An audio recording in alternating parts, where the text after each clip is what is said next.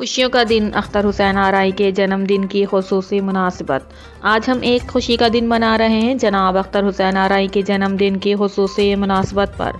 वो फ़र्द जो दिलों में मोहब्बत का पैगाम फैलाए और उम्मीदों की रोशनी मुंतकिल करने और फ़नून की दुनिया को बेहतर बनाने के लिए आगे बढ़ते हैं। अख्तर हुसैन आरई जैसे फ़र्द का इनकास देखना इंसानियत की उम्मीदों को बहरी करता है। इनकी कामयाबियाँ और उनका काम हमें ये यकीन दिलाते हैं कि मेहनत, इस्तिकामत और फरासत के साथ कोई भी मुश्किल हल हो जाती है। आज हम अख्तर हुसैन आरई के जन्मदिन को मनाते हैं और उनके फेलियात को सराहते हैं।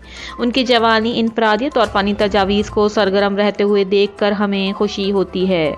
आरई साहब, आपका ये दिन एक नया राह हो जिसमें ज़िंदगी की राहों पर नई कामयाबियों का सफ़र का आगाज़ होता है।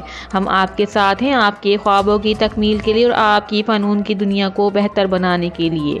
दुनिया में बहुत कम लोग होते हैं जो अपनी फ़ालियतों से दूसरों को इंतहाई खुशी देने में कामयाब होते हैं और आप इनमें से एक हैं।